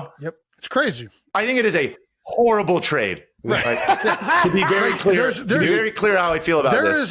There is a chance that it can work out if one of these first or both of these first round picks go and are successful. But like statistically, the chances of that happening are like so low that you're going to find somebody that affects the game like this. Like that's what I think. Recently, there's been things coming out like he's not great against the run, and I'm not normally a guy that like cares that much about like sacks. I think that number sometimes gets overblown somewhat. This guy affects the game on a level that maybe only 2 or 3 other guys in the NFL do across the league on defense. Like he is that big of a difference maker. Your entire game plan. We played the Cowboys without him. It is so different. And I love Kenny Clark. Kenny Clark is a great player. And I kind of feel bad that he's a part of this and being compared to Micah Parsons because as a D tackle, he's really good, but it's just, he's not affecting the game the way that Micah Parsons is. And the way they're trying to sell this, I think is funny because they have to at this point. But the real reason this isn't happening is flat out egos. And it sucks that is the reason why this whole thing is happening this way. You're spot on. The only way this ever, 10 years from now, this looks good is if they draft 2 Hall of Famers with these 2 picks. Right. The odds of that happening when you're going to be picking probably like pick 24 or higher, it's not, again, not looking good for them. I couldn't agree with you more. This is all about hurt feelings and egos. Yes. And on this note, this whole idea of Jerry negotiating directly with this guy. He's 25. And apparently it's not his first time. 25 years old. He's never negotiated a contract in his life. He has professional representation that everybody knows he has to have hired to do this for him. And you're how old are you, Jerry? You own the most valuable sports franchise in the world. You're the GM, and you're going to go like the power dynamic of this, that you're going to go negotiate directly with this guy. It makes me I feel dirty. It makes me feel icky that come on, man. That's so wrong. I can't disagree with anything you're saying right now. I mean, it happened. I feel like it's never happened in Philadelphia. Apparently, this has been known to happen in other places. What do you mean? I'm talking about like a GM and negotiation. I mean, all right. I was going to say, I thought you were going to say somebody traded away like your star player, because it definitely happened. Oh no, that's happened everywhere, buddy. Yeah. That's not. This one feels different though. It's not like a monetary thing. Kansas City traded away their star player in 2018. Just to be clear, yeah, they did. Yeah, they did. Right, baby. Yes, it just he feels. He showed everybody he could throw downfield, some touchdowns. God, man, fire me up. All right, we'll move on. Sorry, Let's move Jason, on. No, you're good. You're good because it segues in nice with what Travis was saying. Has there ever been a trade like this before? We have some name. We've definitely got some in front of us, which are cheating. Sure, in history. I mean, the Red Sox traded Babe Ruth, right? I mean, there's been trades, big trades. I mean, Dallas obviously knows it well here recently. Luka, on the move. Luka. I'm trying to think in football. I mean, obviously Khalil Mack's probably the closest thing, to like a difference making, edge rusher getting traded for a bunch of picks. Yeah. I don't know. I mean, this guy, Micah is different, man. Yeah. He's so talented. There's a name on here, but it's not a trade, which I would assimilate this to. And this is like how bad it can look if this doesn't work out for Dallas, which is the Saquon going to Philadelphia last year. And that was a free agent. Like they let him go and he got signed. So not at all applicable. But like if Micah goes out and balls out this year in Green Bay, which it probably will happen, and Green Bay gets substantially better, the optics of it are just going to be so bad. Well, that's if they don't go out and they don't perform, if Dallas? If Dallas goes out and plays football. Dallas, they got some good receivers, and Dak is a good quarterback, and I just think defensively and I like Matt Eberflus. He's a great D coordinator. That was the guy on the defense that was creating all of the issues. To be clear, if you're gonna do this again, like I don't mind the idea of like we're a full reset, but you do this in the offseason and you don't do this in the quiet. Right, like this is like you announce this to the world that this guy's available. You create a bidding war, right? Like there's 30 teams that would have, I think, given up a similar bounty as this. I think there's plenty more that would have gone overboard, right? Like I just think it was so rushed. It seemed so quiet and last minute. Like I don't know. Kind of feels like they didn't maximize what they could have got for this. I mean, in my opinion. It honestly feels a little bit like Jerry was like, what's the coldest, most miserable place I can send Micah Parsons? Green Bay's willing to give us this. He's like, perfect.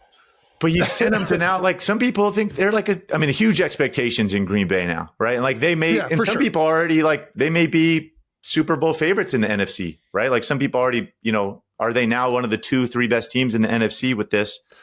To that point, a big move for him. Like trade him to New Orleans. Maybe you get a top 5 pick. Maybe you get a top 5 pick. You trade him to Green Bay. You might be getting picked 32.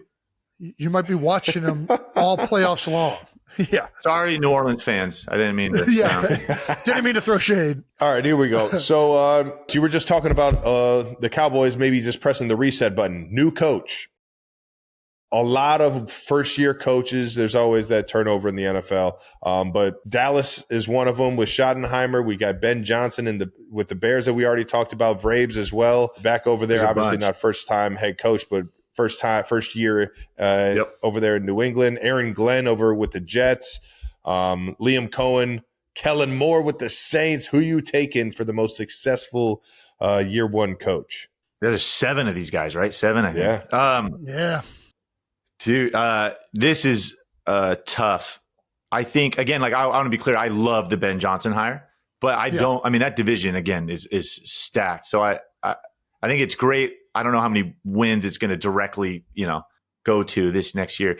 The Mike Vrabel, so much of this is your division and what your division looks like. The Mike Vrabel hire in New England, I know, obviously Buffalo's awesome, but the rest of that division's kind of wide open, in my opinion. And I think that again, Drake May's a guy, like they're going to, by the end of the year, I think they're going to be promising. The sneaky one I kind of think is I wonder about his first-time head coach is Liam Cohen. Yeah. Right? Like I think Jacksonville from a roster standpoint is closer like to winning a lot of games. And again, this AFC South, like you got Houston, it's a little wide open after that.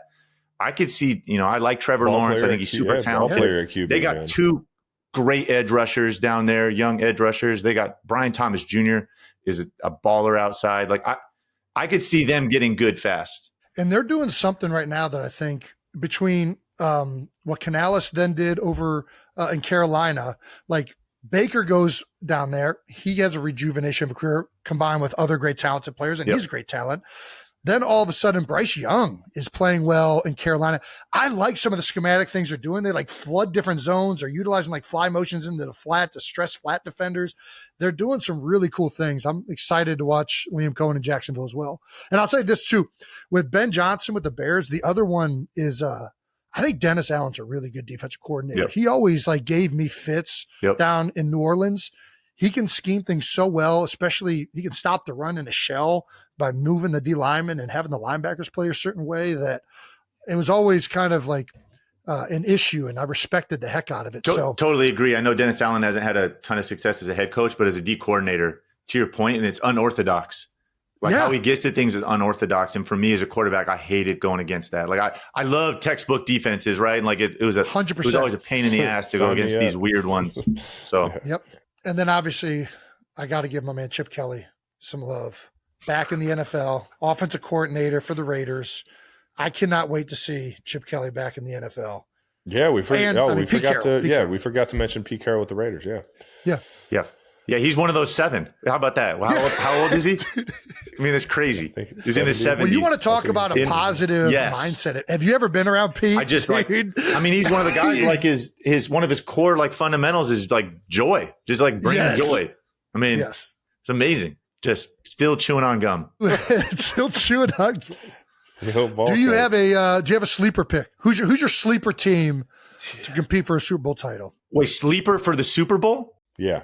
Well, I guess just sleeper team to overachieve. Let's say that. All right, I'll give you a little bit of both. I think like when I think about who's poised to have like a big turnaround. Yeah. I think the New York Giants could definitely have a big turnaround. I mean, they win three games. Dexter Lawrence may be the best player nobody knows about. I mean, he's unbelievable. Yeah, and they've got how many edge rushers do they have at this point? I mean, they've got the Abdul Carter kid. They got obviously they still have Brian Burns. I mean, Burns, from Carolina. They got a bunch of guys. I think they got a chance for a big turnaround. To me, again, it's some of these where I go to these divisions and it's like the NFC South, right? Like I think the Bucks. I think the Tampa Bay Bucks are so good. That's my sleeper team. I think they can make a real run. One of those stacked rosters when you really look at it. Dude, before Mike Evans got hurt and Godwin got hurt, they were competing with anybody. Yep. They were right up there with the top of the NFC, and then they kind of took a nosedive a little bit during that little downturn. Yeah, but then they found that run game, that 2-headed like running back room that they had. They found more once the wide receivers running back, down. Bucky Irving, ball player, man. Explosive. You get them with a one-on-one matchup, man. They barely lost to the Commanders in the playoffs. They beat the Eagles last year. I mean, in the regular pretty season. handily too. And it was early. The Eagles got a lot better throughout the season, but the other division I think that some team's going to come out of is the NFC West, right? Like the Rams, I love the Rams. I love Stafford. Like Stafford. Come on. Jared Verse is a problem. Dude. A problem. Man-child. They came up to Philadelphia. It's a big there's a lot of noise about Jared Verse and really the whole D-line, and they run games really well, and they do all these things. And I'm like, man, they're playing Philly's O-line. This isn't going to be like – they're not going to even affect the game. They got after us in the snow, which everybody knows, like, snow is usually to the offensive line's advantage. Yeah. Like, and I'm like, dude, these guys – I got a lot of respect for these. These guys are they're coming. And Jared Verse was talking on some trash before the game, backed it up during his play. And whenever that happens, I'm like, dude, respect. Yeah. You start yapping off coming into Philly and then come and play your ass off. Like, all right, I'm taking notice. There were a couple of clips where him and Mailata going at it. And those are two big, big cats. And he won a few of them. And it was like, I mean, super impressive. But then I think again, in the same, like the Cardinals got a chance to be good. If the Niners stay healthy, I think they got a chance. So they're not really under the radar. They're not a sleeper, but but I do think the Niners are a little bit less talked about this year because of the way the season went last year. And you forget that they have one of the best coaches in the NFL, George Kittle, McCaffrey. Like they have all these pieces in place. The defense took a downturn last year, but they've been one of the best defenses in the NFL over the past 5 years. They got Robert Saleh back. Like I think a big get for them. Come on, Matthew. Let's get some Bengay on that back. I want to see the Rams doing something this year. Let's go. Come on. Loosen it up. I think he will. I think he's going to be all right. No, he's definitely he's a Bengay guy. He's a gamer. He's not an icy hot. Not a tiger ball. He's a Bengay guy. Let's get to some no dumb questions. Smitty, we asked 92% as our fan base here to send their preseason questions. So let's check out this preseason edition of No Dumb Questions, because there's no such thing as dumb questions, Alex. Just dumbass people. That's it, man. Two of us. Really. We got a list here. Which rookie will shock everyone? We kind of already did that a little bit. NFL soft. Well, I don't know. Who knows what that means? Yeah, let's do that one. I like that one. NFL soft. Alex was a part of the years where you could really take someone's head off. Hey, Jason. Recent news. NFL got rid of the smelling salt. This week's gone soft, man. What happened to the wing T? What happened to the Patrick Willis personality? Jack Lambert. All the big hard hitters. LT. You can't forget about LT. Now we got all these prima donnas. Don't want to be a team player. And we got freaking rivalries don't mean anything anymore because everyone wanted jersey swap and everything. What happened to Smash Mouth football? Smash Mouth football. You know, just run through a motherfucker's face. Now we just spread it out. It's all about separation nowadays. I just can't stand it. NFL doesn't mean anything. Dude. I don't know, man. Dude, I just want to get that off my chest. Thank you, Jason. Thank you, Jason. Why was that only? Excuse me. He was addressing me. Let me answer the man. I cannot tell you how much I love that rant started from the NFL banning smelling salts. We went from smelling salts to just a nonstop rant of how the game has changed over the last 2 decades. Did he drop Patrick Willis's name in there? He did. Okay, let's go. Oh yeah. Just in the midst of these old timers, just like Lawrence Taylor. Patrick Willis only retired like 6 years ago. Yeah, no, but he was a part of that. Hall of Famer. I'll tell you, I think he is spot on one of these things, and it does not sit right with me sometimes. Is the post game public jersey swap? Yeah, I think if you're going to do the jersey swap, it so often was like if you saw a guy after the game, you could talk to him, and then you would go to the locker room and you would send it over, right? You would sign it, and the equipment guys would take it over. I do think sometimes in big game, it is weird to like see these guys like taking pictures with their jerseys post game on the field. Like one of you just got your ass kicked, and like I don't know. There's part of that. Like I think the optics of it. It should be more old school, like the clubhouse. Just send it over. No one needs to know. Yeah, I don't know. You don't have to do it for the gram or anything, you know. Even just for the optics of it. I was with him on smelling salts. I was with him. I'm definitely with him on.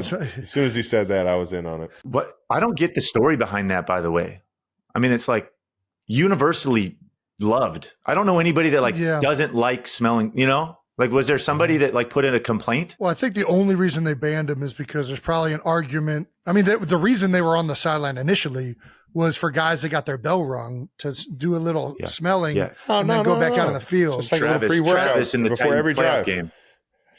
Well, I would do them before every first series of the game and the first series of every half. I would do one just to kind of get the system going again. Yeah, dude. When you play on the West Coast and you play the 1 o'clock kickoff on the East Coast, it is early, man. It is my first 8 years of my career. You go there, bro. You're waking up at like 5 a.m. your time. You're eating pregame meals so early. So like the smelling salts pregame.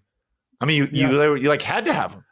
Right. Get yourself going. Yeah. And now you got it on the sideline where it's like a fucking drug deal. Guys are pulling them out of their pockets and shit. No, yeah. Well, this is the thing. What are we fucking doing? What are we doing? The teams stopped providing them, and they acted like there was like a shortage on smelling salts. And it's like, I don't think there's a shortage on smelling salts. I'm pretty sure you guys are just put a tariff on the smelling salts. I think the NFL has been trying to move away from anything associated with concussions for a long time now. The real veteran move. Did you guys ever like stuff like 80 of them in a water bottle? Oh yeah, for sure. And like a Gatorade bottle, and you shake it up, and then you could like the only way to do it. Little squeeze. You could feel it just like burning you up. Yeah, just you turn into Macho Man Randy Savage for a second. No, it was man. I don't know, man. I think we all agree on a certain extent that the game is changing, and sometimes you're not always happy with how it's changing, and you miss the barbaricness of it. Like I miss the wedge unit, locking arms and running down like a human wall. But I also acknowledge that we probably shouldn't do that anymore. Like it was just absolutely terrible for those individuals. And I mean, I miss the hits going over the middle. I'll be honest. Like I think about these. I loved watching somebody get completely obliterated going across the middle as a fan. But I think we can all acknowledge that it's probably best that we've moved on from this as part of the somebody whose leg was broken on national TV. It's still fairly physical game. Yeah. No. A guy named JJ Watt, just pretty big dude. All right. Let's do another one. NFL running back plus average fan O-line game 1 yard. I mean, we've done that one 1,000 times. Oh wait, no, that's a different one. Let's do that one then. Well, go ahead. Go ahead. Hey boys, it's Gravy from Wisconsin just calling in. You guys talk a lot about doing a average person getting a 1 yard in the NFL. I want to know how many of the NFL running backs could get a yard with the average people playing their offensive line. From center, guard, tackle. That's actually pretty good. Do you think it's terrible. The majority of the NFL running backs could get a yard with average people playing their offensive line? Is this assuming that there's NFL defensive line? Yeah, I think yes. Because if that's the case, there's precisely a 0% chance this is going to get a yard. Doesn't matter who you give the ball to. You can run the tush push. You're not getting a yard. And there's nothing you're going to run that's going to get a yard with average guys playing O-line. Unless if you run like some gadget play or like a toss crack with like an actually legitimate players blocking on the perimeter. But outside, not a chance in hell that's getting a yard. No, I agree with you. There's not a single running back. Not even King Henry. Nobody's getting a yard. They're going to get hit. They're going to get hit. They're going to get hit 5 yards deep. Correct. Like they're not by the offensive lineman who's going to get dwarf thrown into them from. Well, then what? Answer this question. Then, what is the most exciting position to make an average person play? What would I want to watch? Yes. I'd like to watch an average person play D-line, defensive tackle. Watch it, put an average guy at nose guard, and let's see how that goes. If each team had to play with one average guy, where would you put him? Yeah. Where are you throwing him? What's the most for the most place? Exciting? Like when you turn on that film the next day, you're like, I got to see if you put him, if you put like a middle linebacker.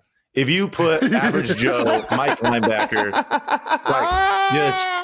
watching that, I mean, just completely lost getting. Put the GoPro on him and it'd be good TV. Oh my gosh, it'd be fucking that would beautiful. be. I'm just picturing a guy just lost. Holy shit, that is so good. Just getting launched. in the middle of the field. Have your head on a swivel. Just getting crack blocked. Boom. Let's do one more. All right, let's do it. Let's do this Twitter question from Aaron Clinton. Who taught you how to watch film and how long did it take to recognize coverage live in game? Alex, you want to take that first? Oh, sure. Well, I mean, I obviously talked about, like, I watched a lot of film by myself. Taught yourself? Yeah. A lot early on. The crazy thing is back in the day, and you probably saw this too, you used to get these like textbook coverages. Maybe like teams either played like cover 2 and it looked like this is how every team plays cover 2, and they played cover 3 and then they played man, and there were all these very identifiable, like they fit in a bucket kind of thing. Yeah. Yep. And then it was probably like halfway through my career that all went out the window, and everything were these kind of like hybrid coverages, and you couldn't even really tell. You're like, is that cover 3 or kind of quarters? With like, is that rotation? I don't know. Yeah. Like what, all these kind of combination coverages, weird fronts. And it can change on the fly, like a motion to like a 3x1. Yeah. And so it was way harder to identify like what the hell is going on pre-snap from a quarterback's perspective in that regard. I mean, you still can to a certain extent, but not as easy. Who taught you guys how to watch film? I was going to say, what about you, Jay? I feel like I talked to Jeff Saturday early in my career because Howard Mudd coached him, and he thought it'd be good after my first year to go meet with Jeff in the offseason. And I definitely learned a lot of things about how to study defensive lineman technique, their foot back in particular, like a head up guy. You think he can go either way, but a lot of times his stance dictates what his foot is going to step with first. And if you really watch and tape how guys get in their stances, what techniques they're in, what the coverage is behind it, a lot of times that can dictate where these guys all end up and everything. And I think that talked to him a lot about, you watch first and second down Wednesday, which you do as a team anyways, right? Like my thing was I always wanted to maximize my time, and I didn't like going back and watching stuff that I was just going to watch with Stout anyways. So like first, second down tape, I knew I was going into a Stout in the meeting room. I always knew that we were going to struggle getting to like 2-minute scenarios. What are the games that they like to run? And like, what are the down and distances that they like to do that stuff? Are there any tells that the D linemen give away on 3rd and long as to like what games they're running, or like if they're doing a 3-man game or a 2-man game? Coverages, all I cared about with coverage was what the box look was going to be like, or if they were tipping away pressures from like a safety standpoint, right? So like if the linebackers were stacked, there was a good chance it was either going to stay some type of shell, quarters, too high look, or the nickel was going to pressure. If the backers were bowed or bossed, somebody's coming into that space. So I love that we're like watching film and it's like all these coverages and you're like trying to break them down from a quarterback's perspective. You're like, Jason, how about you? And you're like, well, if his right foot was a little further back, I knew he was going left. It's like the game is so simple at the line, like the O&D lineman, you're like, well, his knuckles were white. So I knew he was really, he was really going to come off the ball. I asked this. We would have like an alert call from like the tackle, right? And the tackle would be like, all right. And there'd be nothing telling me that the nickel was pressuring.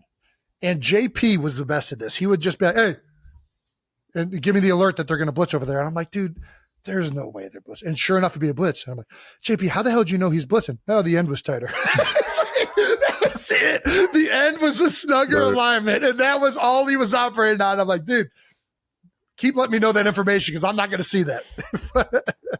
For me, it was like an eye-opening experience. And don't get me wrong, I've like kind of like over the course of my career understood like defenses just from being in the QB room and then hearing a guy like Doug Peterson talk about it, hearing guys like Matt Nagy, and then when you're out there running these plays, you hear like the conversations I had with you and with Pat. And then you start to identify like why we're calling these things and like how I can run my routes differently and how I can kind of manipulate guys, keep guys like froze so I can open up windows and things like that. But early on in my career, I was like, I think this is like my 2nd or 3rd year in the league. And I like had just started to like, I think I'm a starter and I'm having success and I'm like kind of like feeling like, yeah, I got the hang of this now. You know what I mean? I'm rolling and everything.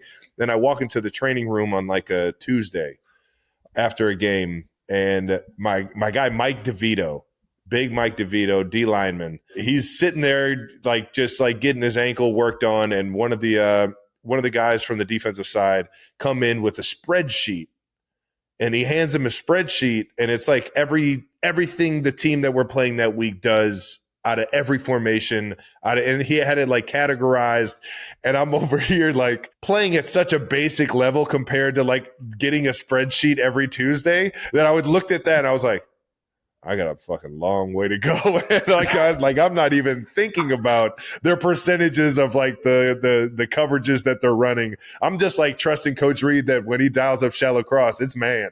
You know what I mean? Like, I'm just looking at the pictures on the install of like the concept we're running.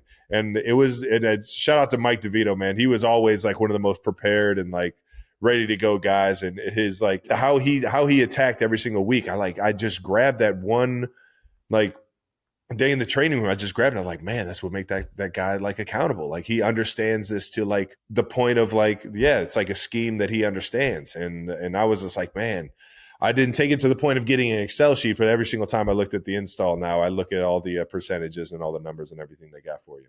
Well, good deal. To be clear, Mike DeVito is a defensive tackle, but dude, by the way, 100%. What are the chances he's from? What are the chances Mike was? I'm almost positive he's from New Jersey. I think he's from New Jersey. I mean, I think he's with the name. I don't even fairly positive he's from New Jersey. Yeah. All righty. That wraps up our thrilling discussion with Alex Smith. Round of applause, Alex Smith, everybody. Yeah. Alex, you're the man. Appreciate it, fellas. Thanks for having me on. Thank you for coming on. Yeah. This is awesome. Thank you. Always fun to catch up with you, brother. Dude, I appreciate you, man. Best of luck down in Brazil, bro. Go get him. Appreciate it. Heck yeah, Let's baby. go. And that wraps up another episode of New Heights. That's right. Next week, we will be bringing back Stamp of the Week. So hit us up on social with your nominees. Make sure to subscribe to the New Heights channel on YouTube and follow New Heights on the Wondery app or wherever you get your podcasts. You can listen to new episodes of New Heights early and ad-free right now by joining Wondery Plus in the Wondery app or on Apple Podcasts. Once again, New Heights is a Wondery show brought to you by Reese's Oreo Cups. Thank you guys for always tuning in, 92%ers, and thanks you to our production for making us look way better than what we are. We'll see you guys next week after the first week of the NFL, baby. Woo!